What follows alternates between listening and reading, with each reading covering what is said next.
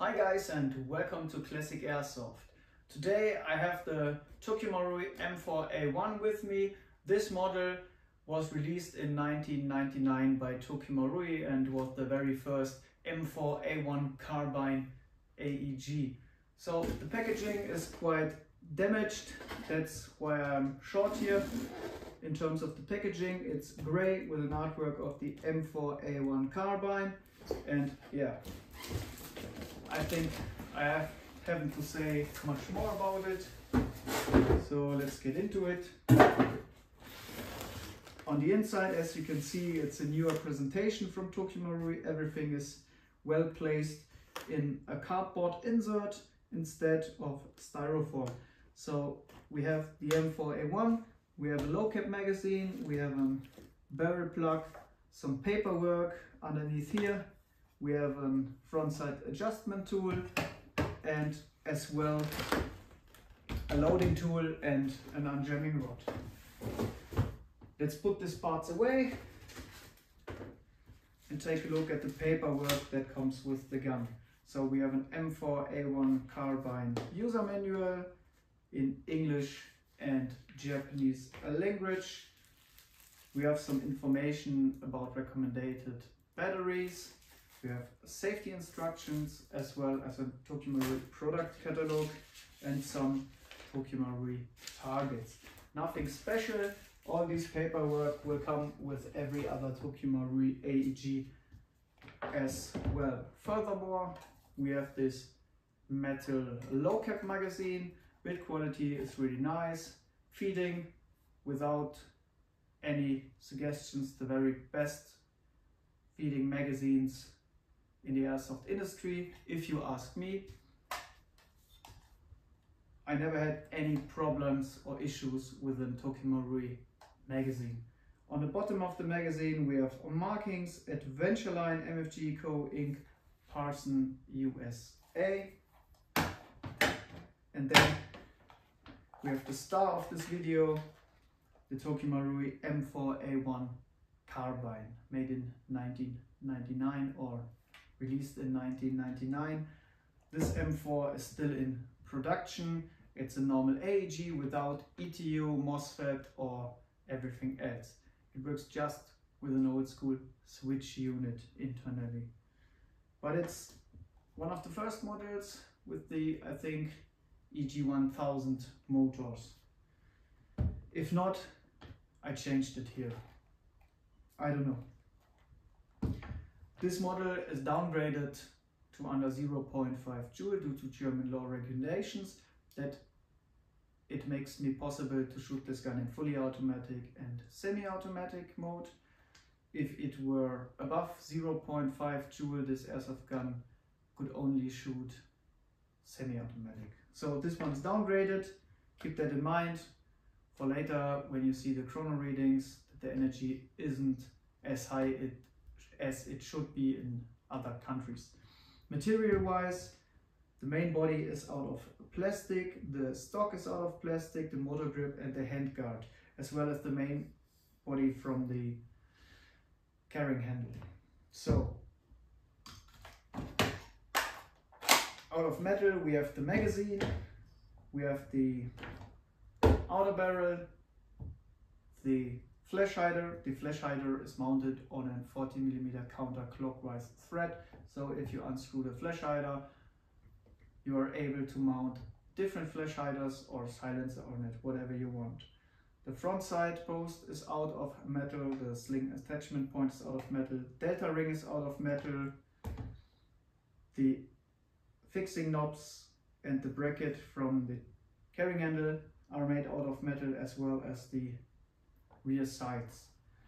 The ping pong pedal is out of metal, mic release is out of metal, firing selector is metal, trigger and trigger guard is out of metal as well as the charging handle, the whole stock tube with the castle nut and the dust cover.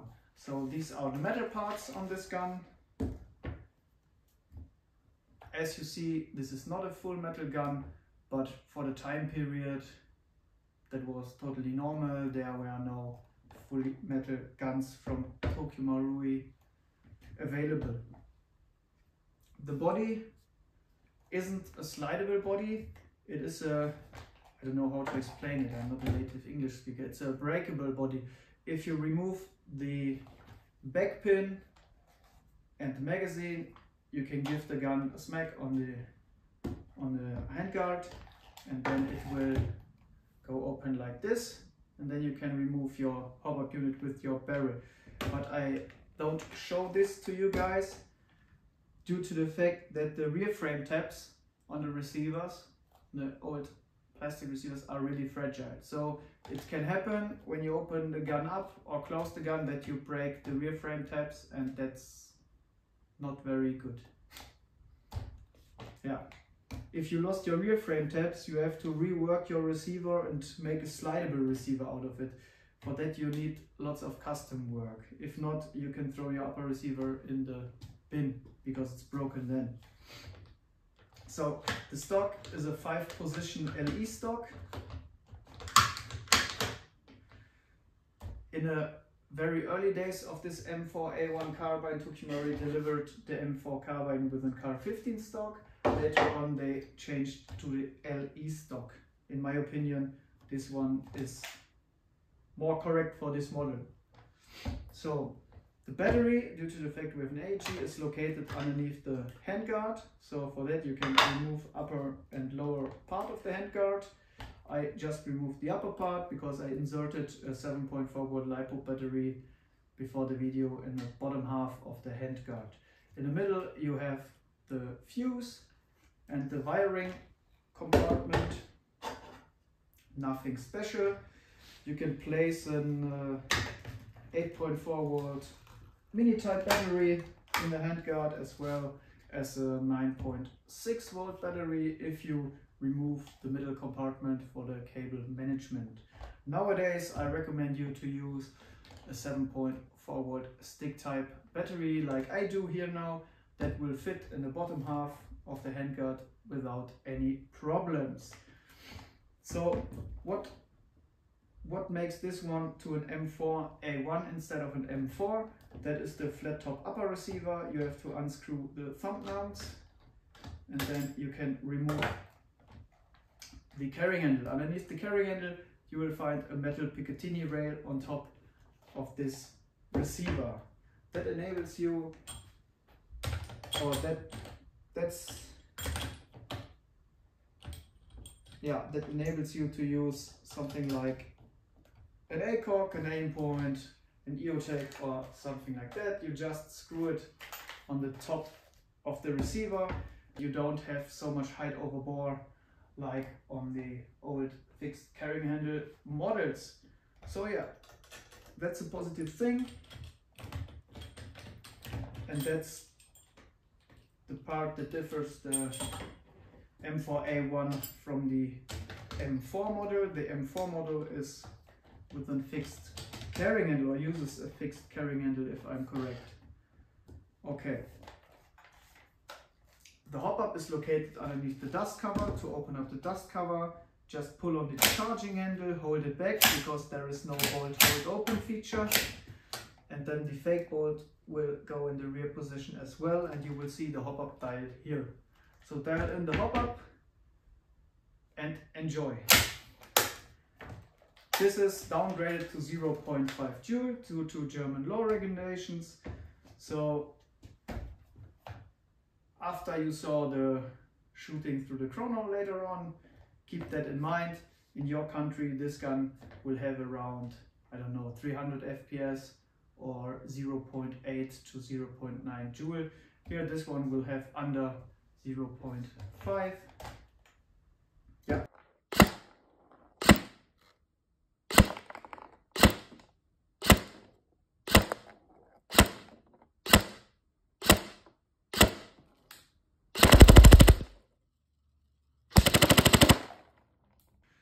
So let's do a small or short sound check. For that I shoot some semi shots in that direction and that, and some fully automatic demonstration as well. So first semi,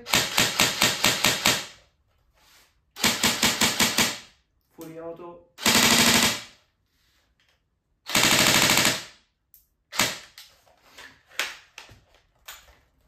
So that was the short sound check, and to demonstrate the rate of fire and the trigger responsibility.